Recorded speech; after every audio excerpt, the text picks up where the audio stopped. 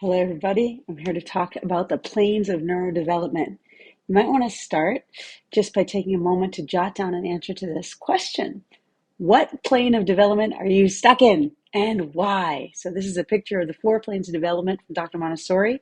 And if you're familiar with them, you probably answer this quickly. And if not, take a minute to look at this and then continue the video. So brain structure and function has traditionally been viewed in 3 ways. The first is anatomical hierarchy, starting from the lower regions to the upper regions. The next is functional hierarchy, like the things that are most important, motor to social cognition, right?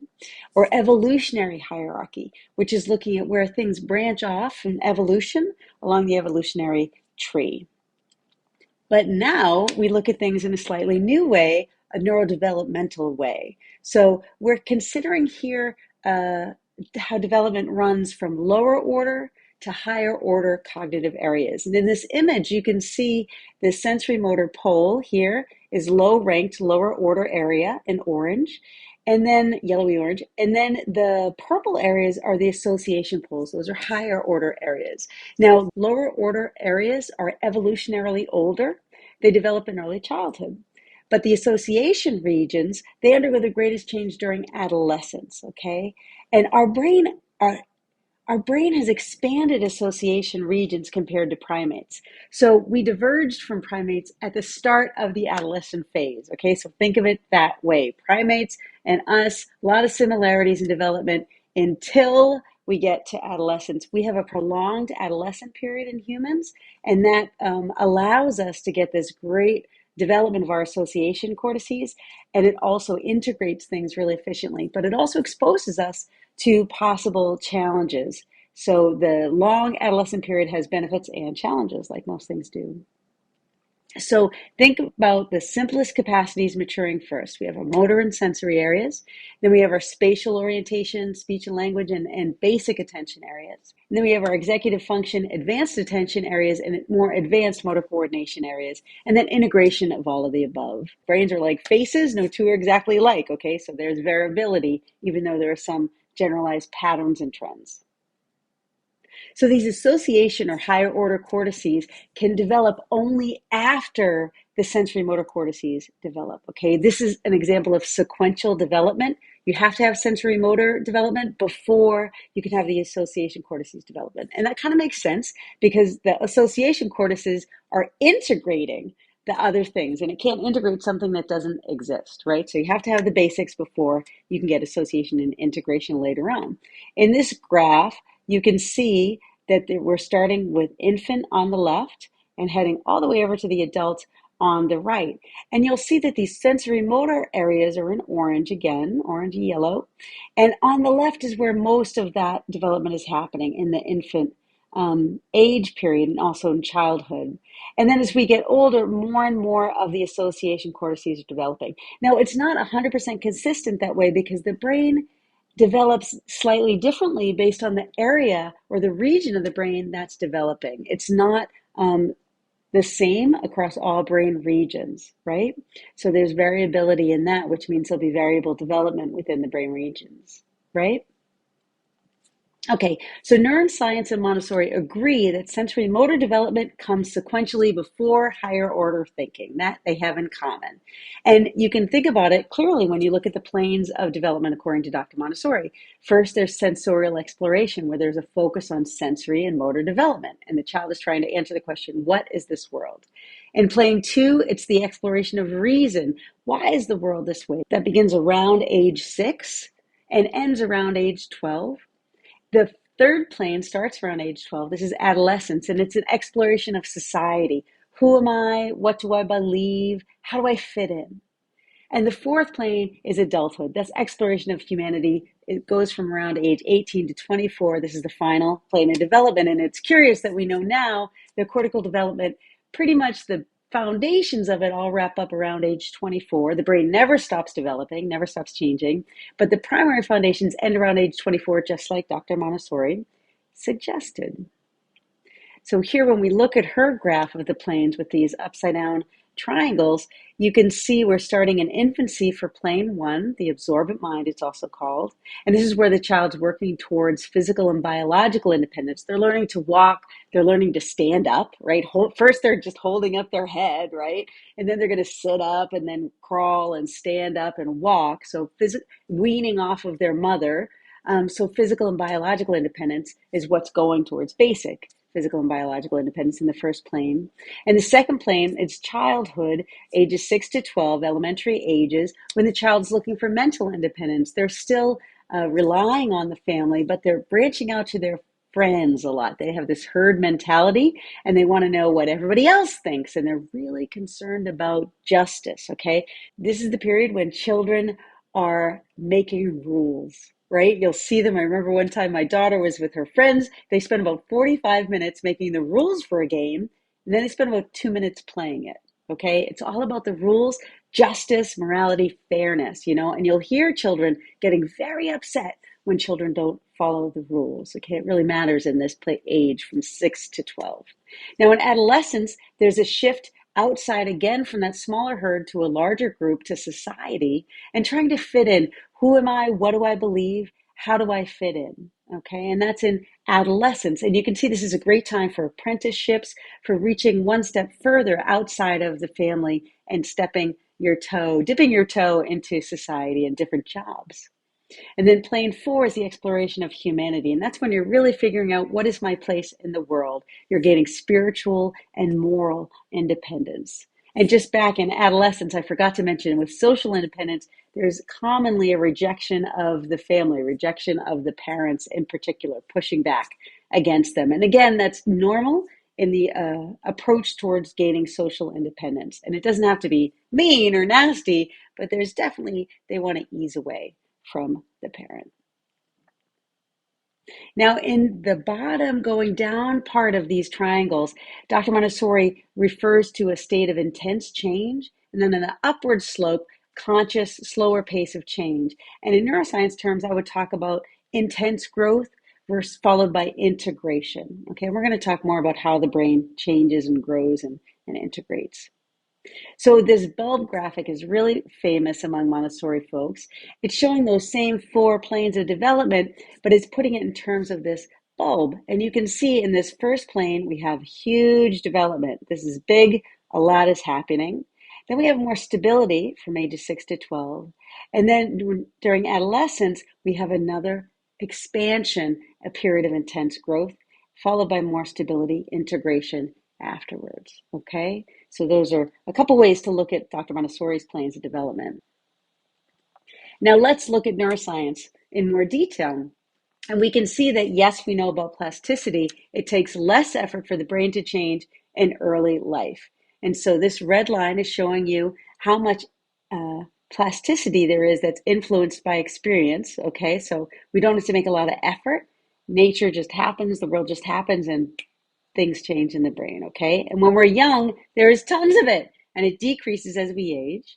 But what increases as we age is the amount of plasticity we can obtain by effort. So when we make effort, we can still access plasticity. We might just need to work a lot harder than we did when we were younger. And you can see that these planes of development, we're having just a slightly lower level of effortless plasticity throughout them, okay? So starting on plane 1, we have the most averaging here, and then slowly sloping down through plane 4. Now in adolescence, there's another growth spurt in frontal regions particularly, and this is kind of a joke, the love lobe in the front. It's not really a love lobe, but it's also this particular area of growth is called the medial prefrontal cortex. And I always remembered it when I was in cognitive neuroscience classes as the moral prefrontal cortex, because it's kind of where we figure out what our morality is, where our brain processes that type of information.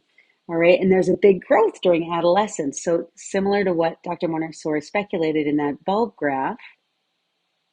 And there's also executive development that happens in that early period. And then there's a big, huge rise, you can see in that early period of ages 3 to 6. And then another bump that happens in adolescence, right? So just as she was predicting, and just so you know, I'm lower than my 17-year-old son. So when we're thinking about that bump in executive function in the early years, we're thinking about the foundations of executive function, which are inhibitory control, working memory, and cognitive flexibility, right? And Dr. Montessori said that around age 3, the child's will begins to develop, okay? And her quote is, "The will is the intelligent direction or inhibition of movement." So in executive function terms, we call that inhibitory control, right? And here in this image, you'd see this 2-year-old. They can share only when they want to, but the 4-year-old can sometimes share even if they don't want to. And that's the difference between inhibitory control, lacking it in the younger child, and as it develops as the child gets a little older. Now, Montessori believed that this development was sequential. If the needs of one plane went unmet, the goals of the next plane could not be effortlessly realized. And as adults, if this happens, we often work on meeting the needs of the plane that weren't satisfied in our earlier development, okay? And yes, this is a walk through my family with my nephew and my son and friend and my daughter and nephews and my college roommate. Okay, so all the 4 planes represented here, trying to complete the needs of each plane before moving on. Now, that was Dr. Montessori's theory. Is it true? It's true that the brain is programmed to develop certain capacities before others. And here, in this reference to the sensitive periods, you can see that there's a general focus on sensory and motor development first, followed by higher cognition. Okay? And generally, that's what Dr. Montessori also predicted. Now, sensitive periods describe a period when the brain is particularly plastic. It has a certain capacity that's biologically driven to develop certain things, such as sensory integration, understanding that the sounds we hear mean something, coordinating them with our auditory cortex. Same with vision, categorizing and integrating our senses with our brain. So it's not just that our eyes have to work, our eyes have to be integrated with our brain, with our occipital lobe, so that it can function properly and we can interpret what it is that we see. So here in the first year, we talk about this a lot. We hear sensitive periods. We think the earliest years, earliest months of life, and we talk about the sensitive periods for vision and hearing and language, right? Sensory and language and motor. But there's also sensitive periods that extend well beyond this, and particularly in adolescence, we still get a lot of activity for higher cognitive functions, in particular, social cognition. Now, there's evidence that myelination of the medial prefrontal cortex is happening. It's really getting laid down during adolescence, okay, later in development. And the medial prefrontal cortex is important for social cognition and for emotion.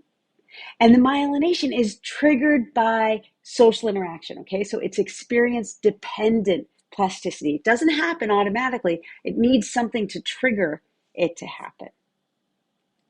Age 13 is also the peak thickness for error detection area. Okay, so that means there's this kind of apex of development, not refined, right? But there's a ton going on in error detection, but also error correction. It looks like the error detection and the error correction areas use similar neural substrates. Isn't that interesting, right? So we think about the adolescent and they're always, you'll hear them making fun of other people or noticing aberrant clothing or behaviors or appearance in others, and also in themselves, very focused on any errors in that social relationship, in that social presentation, or in strengths in that social presentation, right? Skillful social interactions. Very, very focused on that during this period. And it seems to relate to this development that's happening in these error detection and error correction areas in the cingulate cortex. Now, some development in the brain is linear, like we've been talking about, but some is not. So there are no 2 identical developmental trajectories, okay? We're all starting at different places from the moment we're conceived through the moment we're born. Different experiences in utero put this start line at a different place for each of us, okay, along this spectrum of where we might start. And the finish line may still be the same. So if we're talking about language development, as shown as this example, you know, some of us are going to get support by writing paragraphs, others by interacting with friends, others by playing board games, others by resolving conflict, others by arguing persuasively, some by a combination of those factors. But there's not one way to become really effective with language and skillful with language, okay?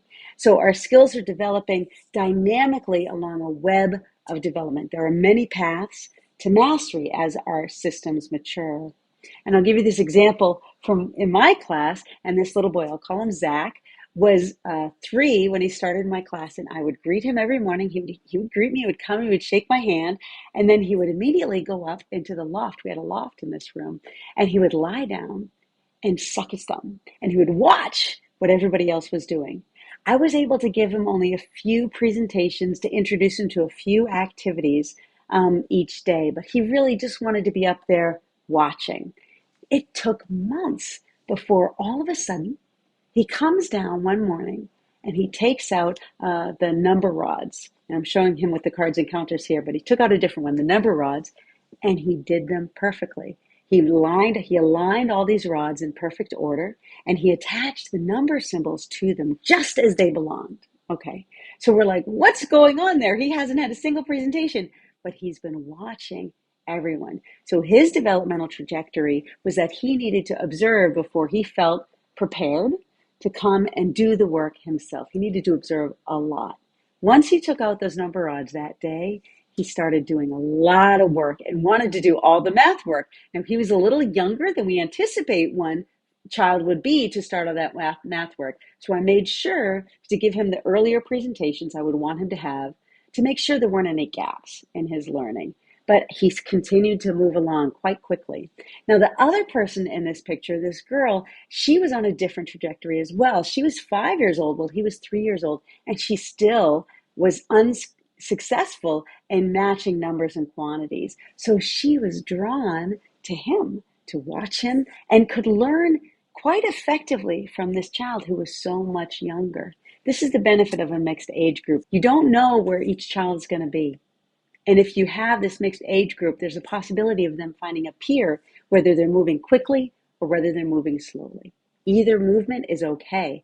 They're all going to get there, okay? And we want to understand that there's flexibility in how and when they'll get where they need to go.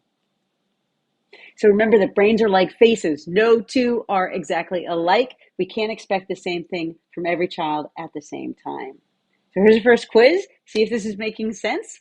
First, humans have a prolonged period of adolescence where we refine our association cortices. True or false?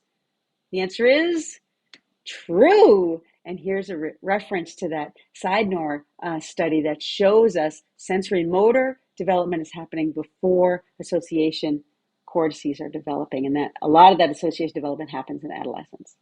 Okay, next quiz. Everyone has to finish up all the tasks in plane 1 before they can have any luck in plane 2. True or false? The answer is false. Some learning is sequential, which means it can only occur after something else happens, but some is not. There are many paths to mastery. Okay, so how does development happen? It's a mix of biologically driven and experience-dependent events. So we've got our genes, we've got the environment, and then us in between. Sometimes the genes take priority. Our biology can take priority, like in the case of spina bifida. It happens no matter what we do in the environment. I mean, we can do surgeries, but we can't just, nurture a child into not having spina bifida. Okay, same thing goes in the other direction. The environment can really overcome some genetic challenges. Okay, not all, but some. So it's an interplay of the two. So the brain primarily changes, and I'm just going to focus on 4 ways. First is growing connections, which is most pronounced in infancy. Next is pruning connections, which is most pronounced in childhood and adolescence. The third is forming myelin, which is most pronounced also in childhood and adolescence. And then forming efficient neural networks, which is most pronounced from infancy, as we saw, somatosensory development, through adolescence again. So first, growing connections. In this top image, you can see a neuron with sparse connections. It has a limited and less complex branching. These skinny little branches here are dendrites. This long line is an axon. Here's the cell body, the neuron cell body or soma, okay? But in this neuron, you can see complex, elaborate branching, right? So that's lots of connections. Now, these connections begin to grow before birth, and axons are sprouting, dendrites are sprouting, and synapses, the space between an axon and a dendrite, are forming. Okay, this happens before birth and continues after. Now, some connections will only grow if they have specific experiences, and that's called experience-dependent plasticity. So here we can see these soma again, and the skinny long axons and the skinny dendrites, and at birth, they're very sparsely connected. But over time, they just, boom, they're growing like crazy, okay? And then by age 2, you can see how crowded it is. Now, the challenge is that these crowded connections are quite inefficient. And you can imagine you're trying to get from point A to point B, but there's no clear path. It's like you got to go like the family circus kid and go all around the place just to get from one place to the other. This is why it takes kids forever, little kids, to do anything, okay? So don't be impatient. Remember, they have this jungle of connections they're trying to get through. All right, because that's really inefficient, right? Those underused connections are pruned away. And that pruning makes the neural networks more efficient. I think that makes sense. There's a more clear path to get through. You can think of it like going from a desert to a woodland path to a superhighway. All right, more efficient is the highway. Here's another quiz. Which of the following happens most abundantly during plane 1? 1, growing connections.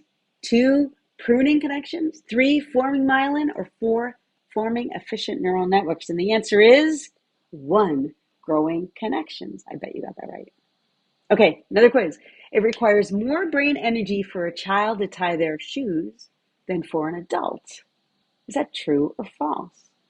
The answer is true, right? Because they've got this heavy web. It takes them forever, not because they're not trying hard enough, but because they have this jumble of connections to get through. Okay, effective pruning increases our intellectual abilities. Now here, I'm just going to show you what gray matter is. It's like the skin on the grape. It's the outer layer of the brain, of the cortex. And that's where all the cell bodies, the nuclei, and the dendrites are. And then this big white area is where the myelinated axons are, axons covered in myelin. Now you can see this is huge. These axons, they're really long, much longer than you might anticipate, than it seems from all those little cute little illustrations. Now the thing is, as we prune, we're actually reducing our cortical thickness. We're making this outer layer thinner, but it's getting more efficient, and that's correlated with an increase in intellectual abilities. Just the opposite is true for the white matter. We're laying down myelin, getting more myelin volume, white matter volume, and that increases our intellectual abilities. Okay, we get more efficient as we decrease gray matter, increase white matter. So as our gray matter thins, it's signaling that our systems are maturing, okay? And here I love how we're looking at these ages right here, ages going up here from 10 to 12 to 14.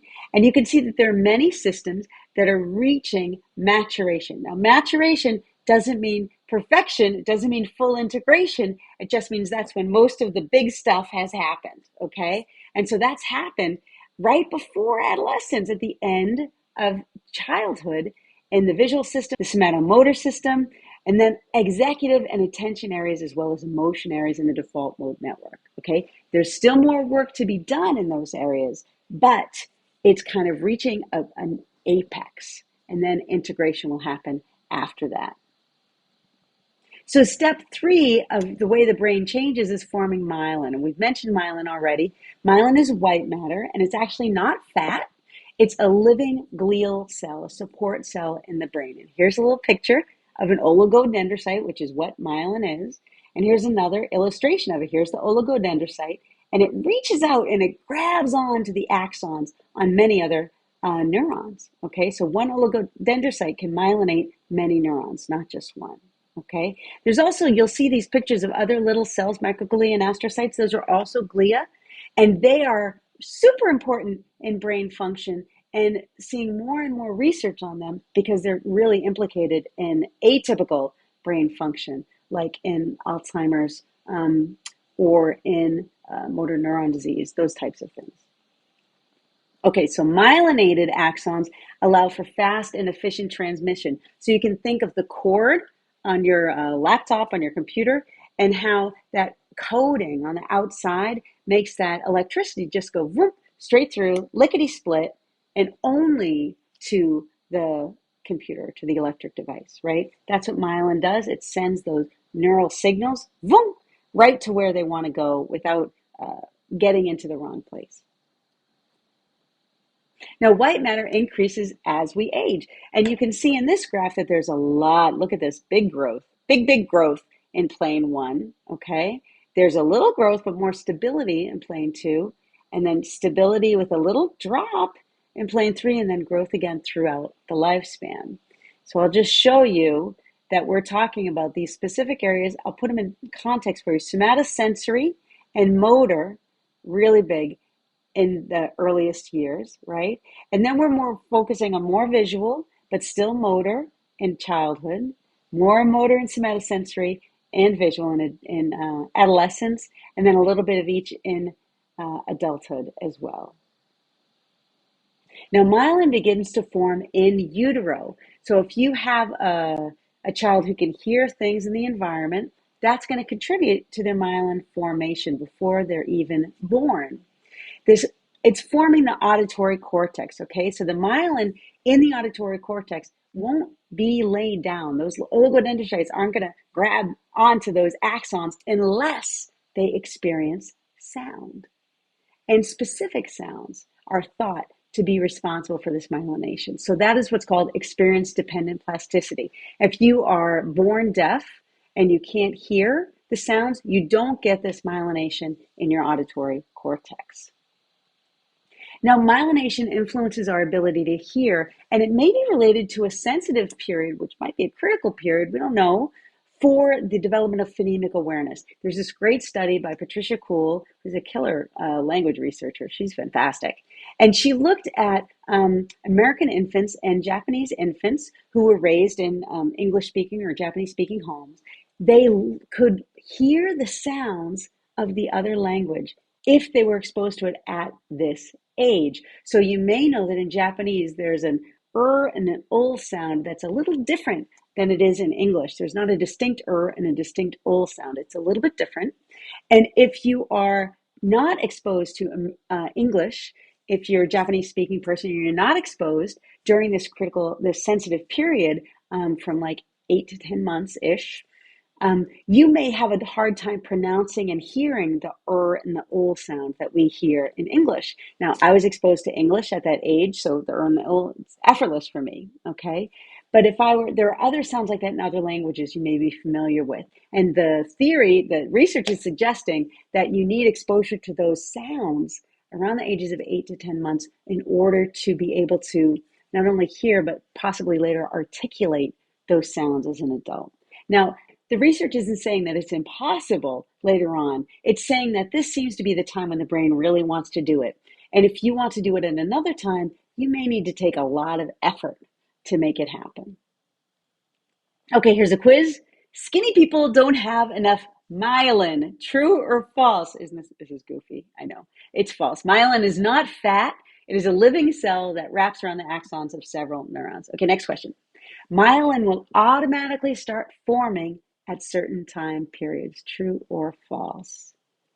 False. Myelin generally requires specific input from the world around us in order to form. It is experience dependent. Okay, so we must exert ourselves. We must have experience in the world if we want to build strong brain architecture. So passive existence leads to weak neural networks, right? You can see that with the baby all tied up, not free to move, not free to talk, or everybody watching Netflix.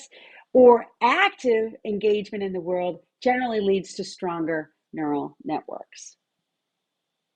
And Dr. Montessori said this in a really wonderful way. She said, the mind is made by the work of the hands. She knew that we needed to engage with the world in order to develop our minds. And in neuroscience, we say practice makes permanent. And I love this quote from Dr. Montessori.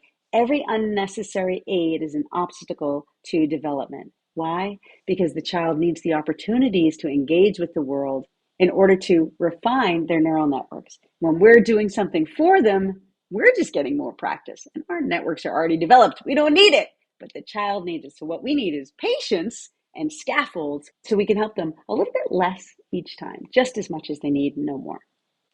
Okay, another quiz. This is like crazy with the quizzes. Playing Mozart to a baby in utero supports the development of their auditory cortex. True or false? The answer is true.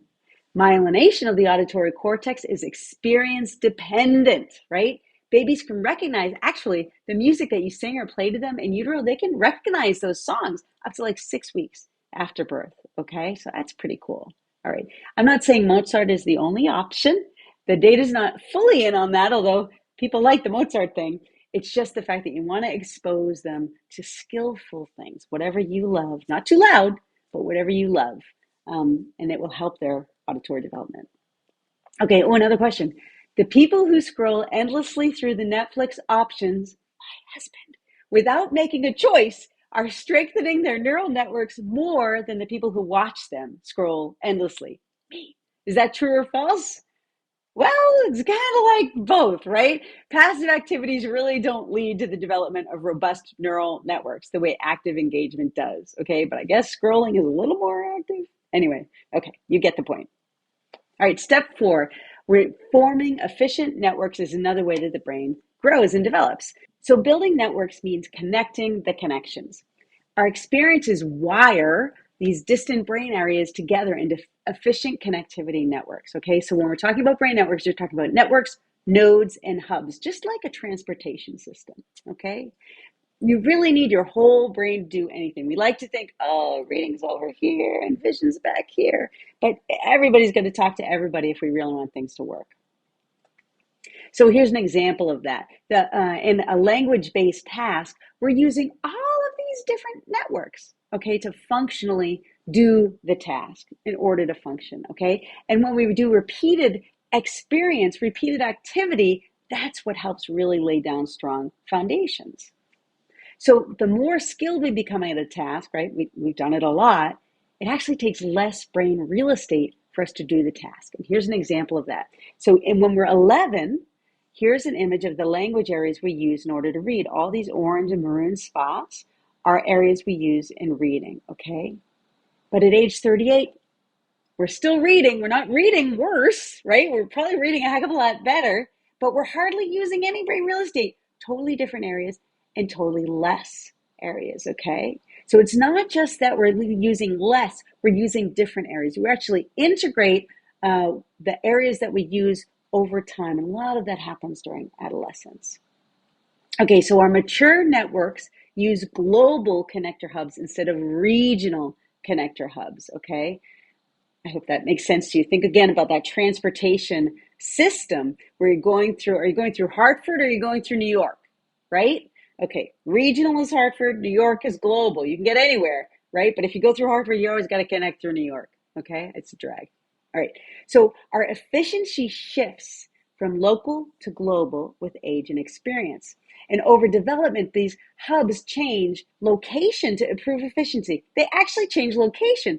So here in early childhood, you see we've got our time periods here, okay? You can see that you're using these yellow circles are the global connector hubs. And you can see you're using a few over here, but look at, in later development, you're much more frontal, okay, in what you're using and refined. And in adolescence, right, we're using more limbic areas when we're interpreting information. That makes sense, doesn't it? Okay, so we're changing the location of things as we integrate and develop our association cortices. So here's an example of what that looks like in the primary sensorimotor cortex. Here we have integrated regional efficiency really high between the ages of 4.8 and 8.4, okay? So that means we're working regionally, locally at the earlier age. And as we get older, we're shifting from local to more global sources. But then, boom, in this stage of adolescence, there's a bump where we're creating more infrastructure that isn't fully integrated at that global level yet. Here, let's look at that for the emotions, right? In the paralimbic system. And again, the young child, that's not really developed all the way yet. It's developing. And then, boom, Later in childhood and in adolescence, you get a lot of regional expansion of those areas, not integrated yet, not refined to the global network. And here's another example for the association cortices, which is involved with abstraction, creativity, really refined skills, okay? And again, you see this slowly increasing, still regional. And it's not until later in adulthood that we really refine and integrate those and transform them into global connective hubs. Okay, so neurodevelopment varies with age. Earlier, we're talking about synaptogenesis, creating those synapses and connections. And later, we're talking about neural networks, okay? Later in life, we're also looking at neurodegeneration, which is a natural part of the lifespan. However, we are really fortunate that protective factors, environmental factors that we put into place can completely influence neurodegeneration. There are several substances in the brain, for example, when you exercise, it's just like yummy juice for the brain, even walking briskly, do it. Really helps prevent against neurodegeneration. Okay, lots of things that we do. Those are called protective factors, and that's why it's so important to have a healthful lifestyle, okay? All right, now we're going to jump back to Dr. Montessori. We've been through a lot of science, and we're going to look at this other representation of the 4 planes of development, the constructive rhythm of life, she wrote. And she has us here moving from infancy, 0 to 6, with a peak at age 3, childhood, 6 to 12, with a peak at age 9, adolescence, 12 to 18, peak at 15, maturity, 8 to 24, with a peak at 21.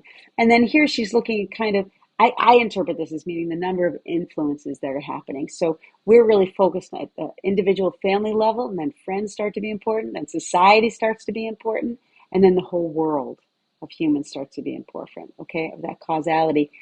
Here she says this thing about finality, and I want to talk about that. It's here in this graph as well, and that's the error that is in Montessori's theory.